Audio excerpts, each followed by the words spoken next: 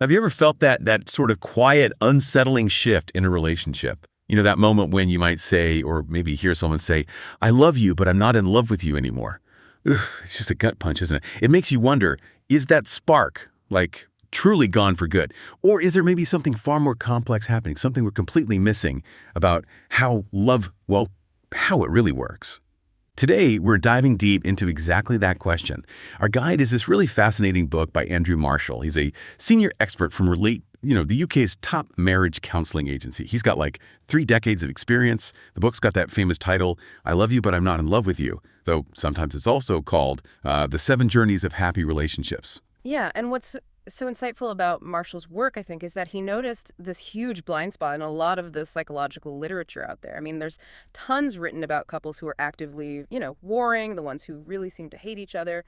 But what about those folks who still care, who care deeply, don't want to cause pain, but that passionate connection has just sort of Yeah. faded. They're living that I love you but reality, whether it's but I'm not happy or but you just annoy me or even, but I think I want a divorce.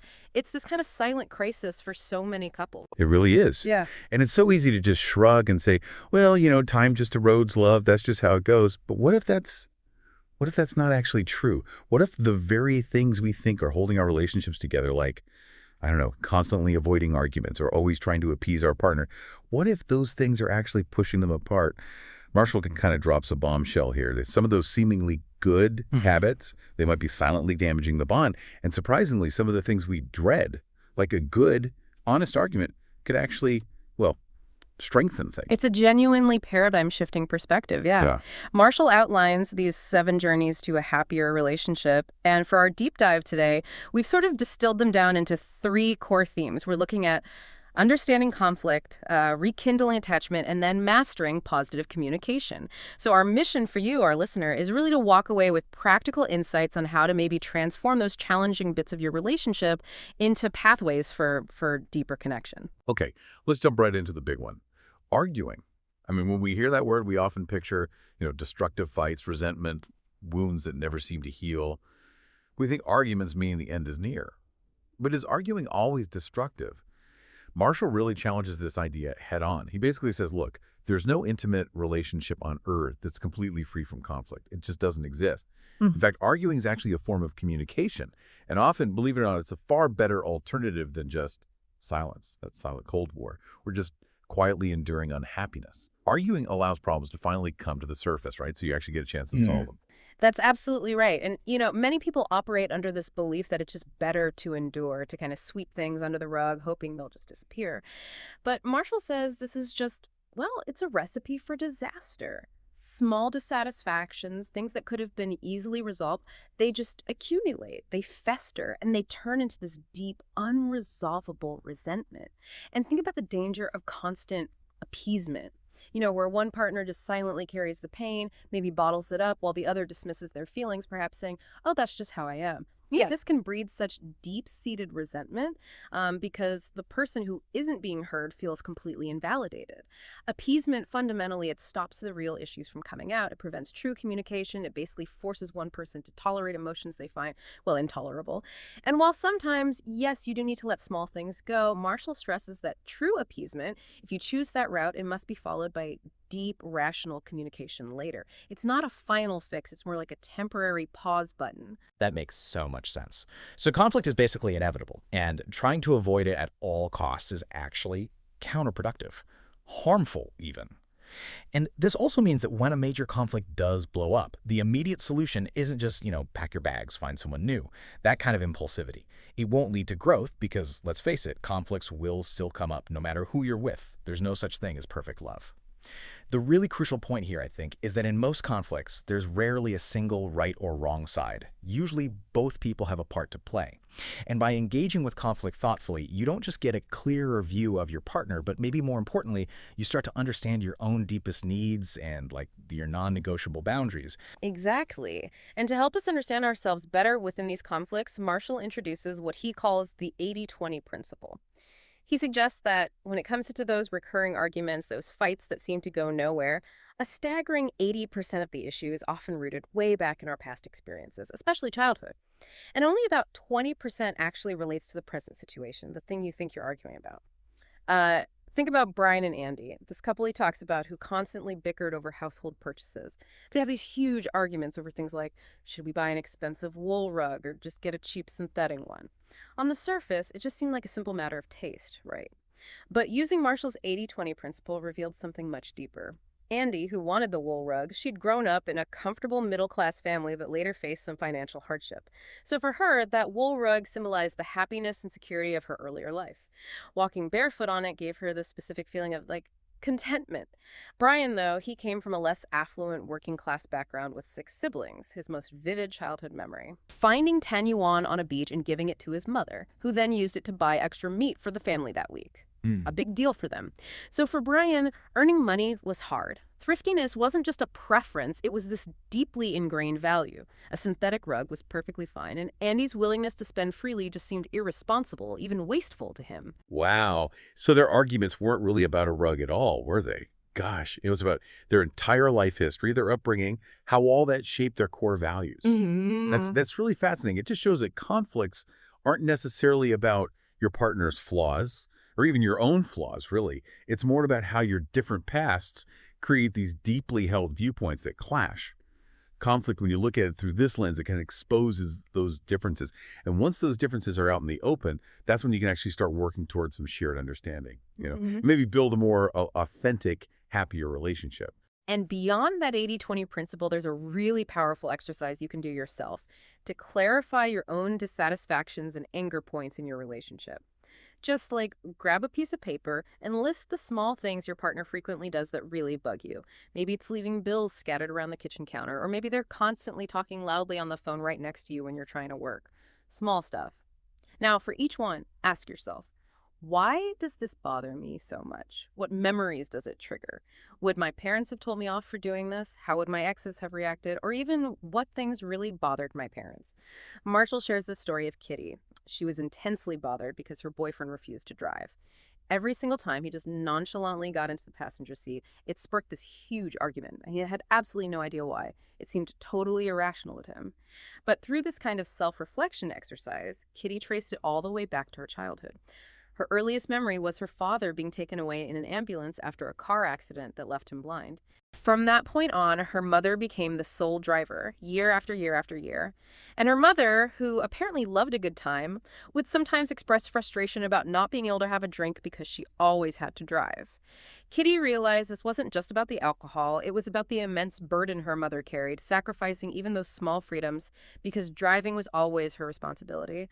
That unspoken weight got transferred onto Kitty's feelings about her boyfriend not driving. Gosh, that's deep. And it's not just specific incidents like that, right? Think about the common sayings your parents maybe used all the time. Perhaps it was a big principle like treat others as you want to be treated. Or maybe something more cynical like the world is unfair. Or maybe it was more personal. Look at your brother. Why can't you be like him? Or girls shouldn't fight. Or, boys don't cry. How have these sayings, these sort of deep-seated beliefs from your upbringing, how have they shaped your personality, your worldview? How many of your current disputes with your partner are actually based on these deeply ingrained views that you maybe haven't even questioned? And here's the kicker. Are these beliefs necessarily correct? Are they even yours? Do you truly want to continue living by them? This kind of self-reflection, really digging into your own emotional landscape, it's so key to pinpointing and hopefully resolving those hidden issues lurking beneath the surface in your relationship. So, okay, we've talked about transforming conflict. That's huge. But what about that initial spark, that being in love feeling? So many people fear it just fades with time, especially in marriage. Is that inevitable, or is there something deeper going on here? It's why you often hear that rather depressing phrase, right? Marriage is the graveyard of love. It makes people kind of afraid of commitment, doesn't it? Implying that marriage somehow just destroys that beautiful, soul-stirring feeling of being in love. And while, maybe previous generations married more for practical reasons, modern relationships demand so much more emotionally. And this heightened expectation that can lead to real tension when that initial excitement inevitably, simmers down. That's a really crucial question. Marshall argues quite strongly that what often disappears isn't love itself in the broadest sense, but something specific he calls attachment. Or, in the original text. You see, love is such a broad concept, isn't it? It covers everything from those initial passionate days to the deep intimacy that develops after years together, and even that fierce protective instinct we feel for our kids or our family. The confusion, Marshall suggests, often arises because we use this one single word love to describe at least three very distinct emotions: that initial fiery passion, the quieter daily intimacy, and that sort of familial protective love. Often, the conflict between partners actually stems from these differing definitions, these different expectations of what love really means to each of them. When attachment gets neglected, love can indeed just sort of devolve into caring. And caring is a totally different beast than being in love, isn't it? Like, caring means you wish someone well, you wouldn't want to hurt them, but it lacks that vital sense of intertwined destiny. It's like you care about them, sure, but you're no longer in love with them. You don't feel that intense magnetic pull anymore. The relationship can start to feel like a heavy obligation rather than this mutual attraction, and that I love you transforms into I care for you, and it just loses its essential spark. So the big question is, how do we restore that crucial sense of attachment? Marshall suggests some really concrete ways. Things like expressing affection openly, consciously creating quality time together, engaging in emotional, physical touch, not just sexual, but caring touch, and importantly, expressing gratitude. And one of the most powerful, maybe surprisingly simple tools for restoring attachment, he emphasizes, is eye contact. Just think about it. How many love songs have lyrics like, "My eyes are only on you"? There's actually a powerful chemical reason why eye contact works so well. Direct eye contact releases phenylethylamine. It's a natural endorphin, a feel-good chemical in our brains that creates pleasure and actually helps rekindle that feeling of being in love. Marshall even cites some experimental data.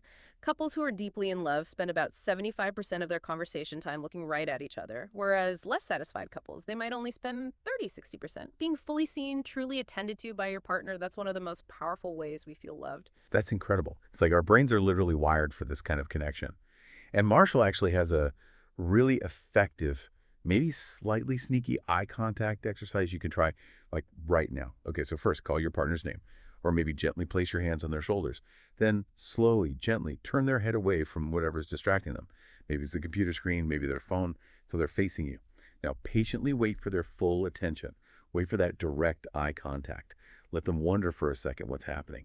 Then maintain that eye contact, but crucially, for less than a second apparently, any longer can feel a bit threatening or intense. Then simply kiss them on the lips. Give a little subtle smile and just walk away without explaining anything.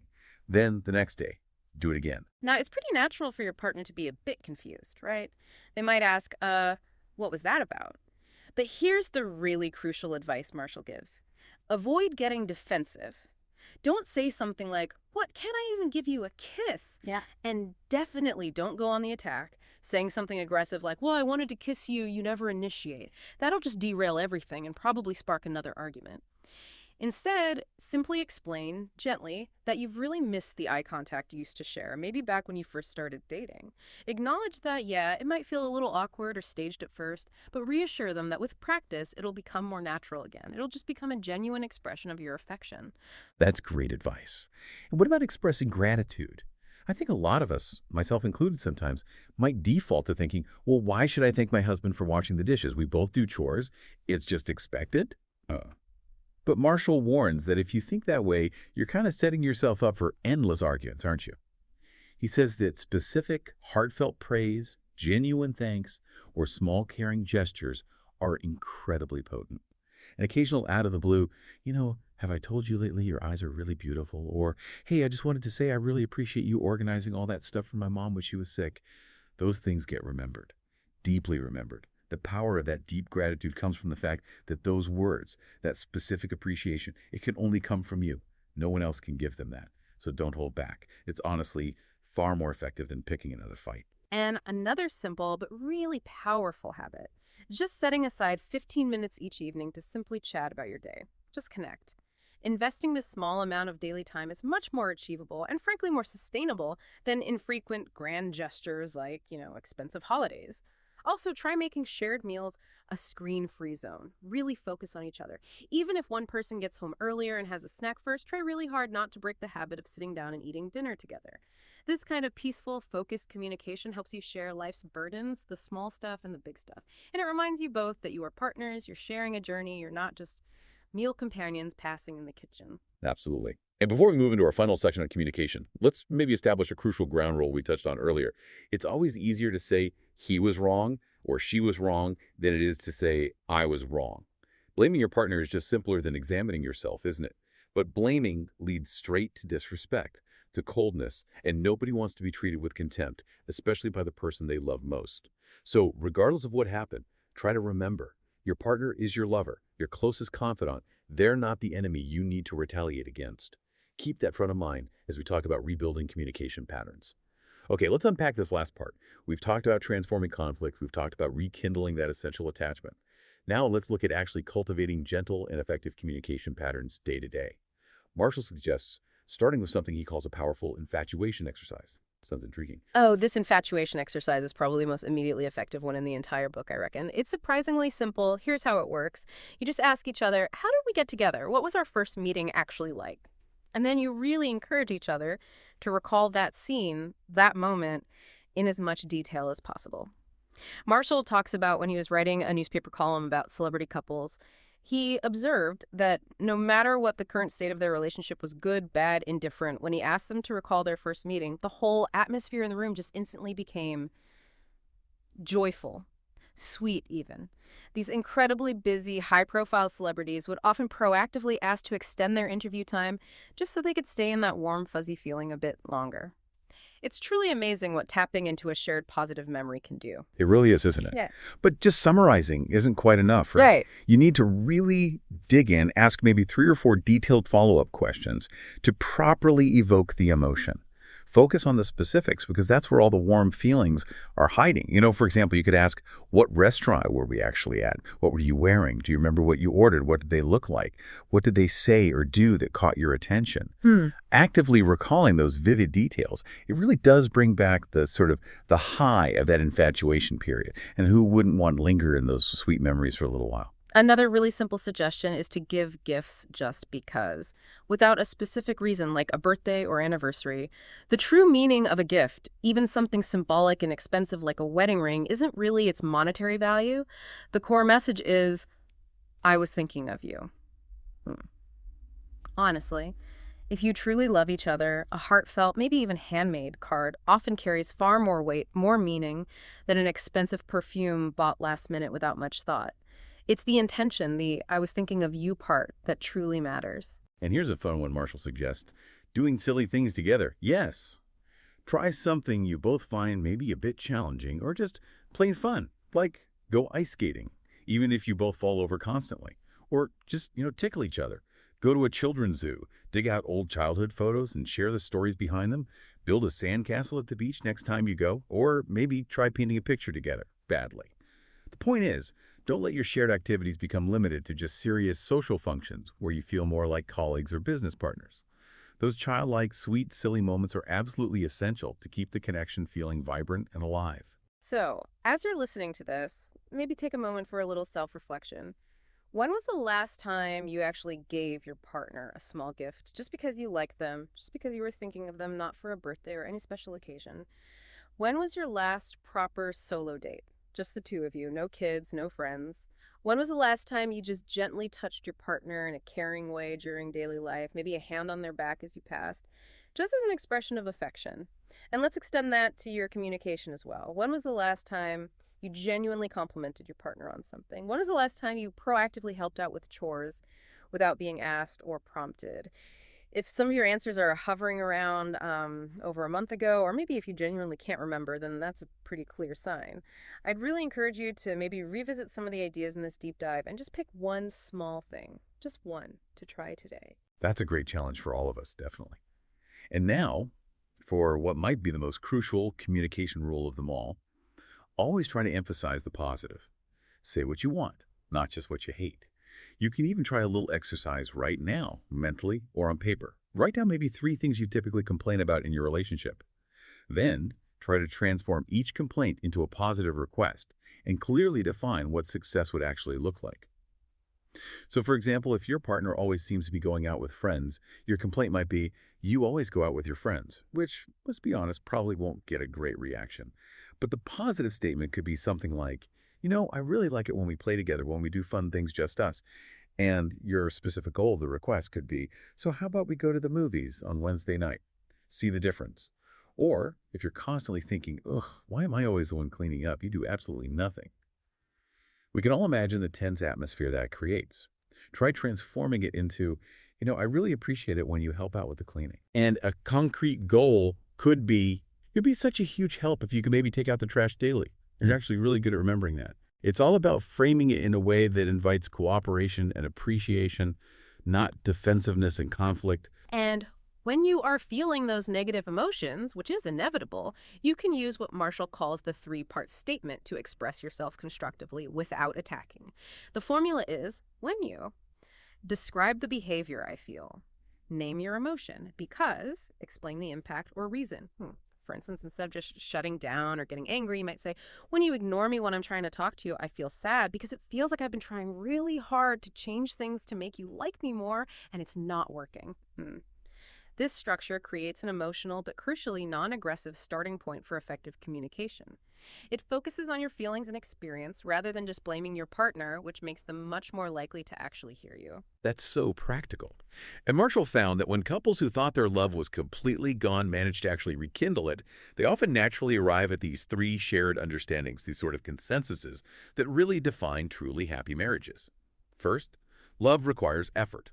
This might sound obvious, right? But many people don't really know how to consistently put it into practice day to day.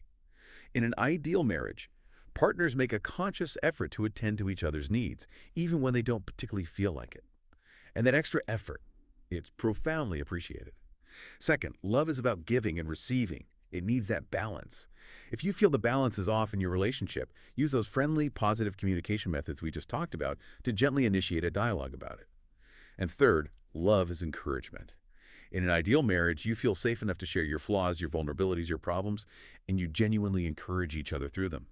But, and this is an important caution, be careful not to try and carry all your partner's problems on your own shoulders. Trying to solve all their issues for them can lead to serious mental exhaustion, burnout, and that resentful feeling of, God, I've done enough already. Remember, you're their partner, their supporter, not necessarily their savior. That's exactly right. And when couples who genuinely believe their love was gone, who are maybe on the brink, manage to reignite that spark, that rediscovered attachment, that deep, cherished connection that they worked for, honestly, that is truly the most valuable thing they'll likely ever find. It's more meaningful precisely because it was a choice, a journey, a conscious effort they made together. Wow. Okay, that was definitely a lot to unpack, wasn't I it? know. After this deep dive, I wouldn't blame you if maintaining a relationship seems like incredibly hard work sometimes. But I really want to assure you, the work of love is challenging, no doubt about it. But it is absolutely unequivocally worthwhile. Because ultimately, no matter how much money you have or how successful or famous you become, giving and receiving love, that connection, it remains the most fulfilling and deeply meaningful aspect of human existence. It just does. And just as you go about your day, maybe processing all this, I want to leave you with a few final thoughts to maybe ponder on your own time, building on what we've discussed today. Think back, perhaps, to a significant past intimate relationship you had. What initially drew you to that person? What was the spark? Was it primarily their looks, their sharp intellect, their sense of humor, or maybe their gentle demeanor? What was the hook? Also, reflect a bit more on how your parents' marriage really shaped your own views on relationships. For instance, if you maybe witnessed infidelity or saw one parent constantly expressing frustration and anger, maybe bottling things up, and then observed how the other parent responded, did they offer care? Did they neglect it? Did they escalate the argument? How did that whole dynamic play out? All those patterns, consciously or unconsciously, they undoubtedly influence how you interact with your own partner now. And finally, consider your current partner. In what ways are they both quite similar to you and yet perhaps profoundly different? Often, our partners complement us, right? They have qualities we feel we lack. Maybe someone from a more repressed, quiet background is drawn to a free-spirited, outgoing person.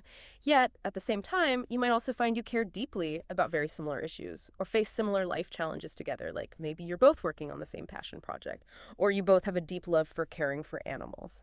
So, the ultimate question to maybe leave you with is this. The qualities you initially fell in love with in your partner, those things that first drew you in, do they still exist? What has changed over time and what perhaps remains fundamentally unchanged deep down? That, I think, is a question really worth pondering.